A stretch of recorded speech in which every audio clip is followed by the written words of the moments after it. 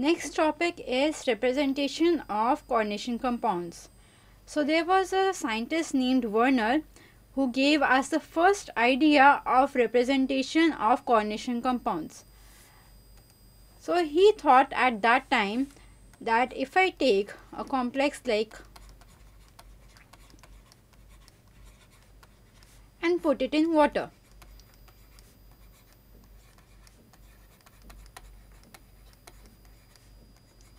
then I get a new species like this 3Cl negative.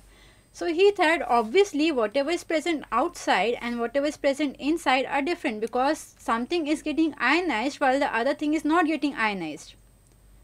So on the basis of that, he gave a theory which is called Werner's theory of coordination compounds. So according to Werner's theory of coordination complexes, in coordination complexes the metal atom, it shows two types of valencies. First is the primary valency. Now the primary valency of the metal atom is equal to the oxidation number of the metal atom. If the oxidation number of the metal atom is +3, its primary valency is +3. If it's +2, its primary valency is +2.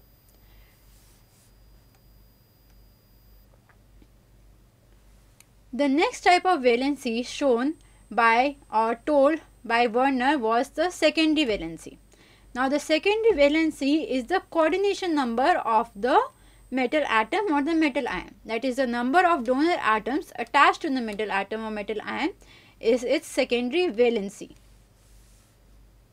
So the second postulate of Werner was that the primary valency is satisfied only by negative ligands. Whenever we talk about a normal complex or something like this, so we have the coordination pair, that is the atoms present within the coordination pair, and then we have atoms present outside the coordination pair. So whatever atoms you see present outside the coordination pair, those are the atoms which are actually satisfying the primary valency, and they are always negative. If you have ever noticed, whatever atoms are present outside the coordination pair except for water, water is acts as a water crystallization, so we are not counting that. Except for water, whatever else is present outside the coordination pair is always negative. So that was the postulate, second postulate of Werner, that is the primary valency is only satisfied by negative ions, and the primary valency is always satisfied by the atoms which are present outside the coordination pair. Now what I mean by satisfied, you will see it in further slides.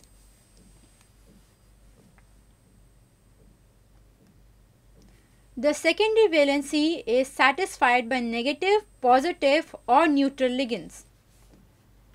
Secondary valency is the coordination number, and you have seen the coordination number can be satisfied by negative ligands also, it can be satisfied by a positive ligands also, it can be satisfied by neutral ligands also.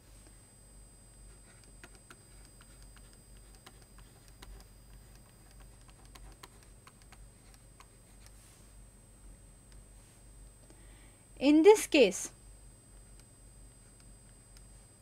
FeNOCN5, you see the NO here is NO positive, so it's a positive ligand, and the CN is CN negative, so it's a negative ligand. So the coordination number of iron is getting satisfied by both positive as well as negative ligands. So that is why the second postulate states that the secondary valency satisfies negative, positive or neutral ligands.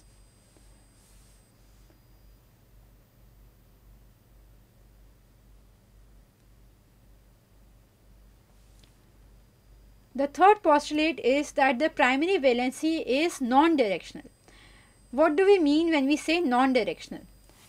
Like we talk about an ionic bond. Ionic bonds are non-directional, right?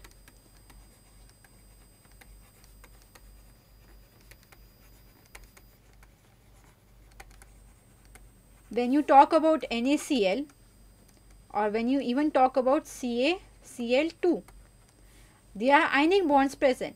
But do you know where the sodium is present with respect to chlorine? No. You cannot write that this bond. Or if you talk about CaCl2, this is not the structure.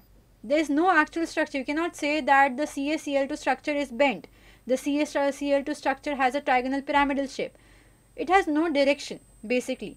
So all the ionic bonds are non-directional. Similarly, the primary valency is also non-directional. The ions which satisfy the primary valency are non-directional. They do not have an actual arrangement with respect to the metal atom.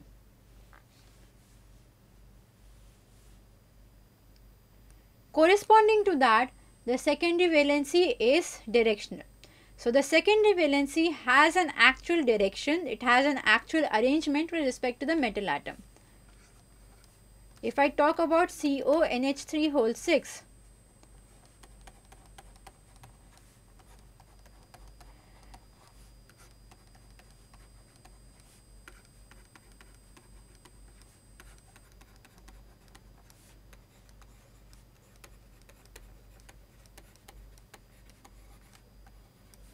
in this case, all of the ammonia is arranged around the cobalt in an octahedral fashion at the corners of an octahedral. Whereas the 3 chlorine atoms, they do not actually have an arrangement with respect to the cobalt atom. So you see now what I mean by the secondary valency being directional, whereas the primary valency being non-directional.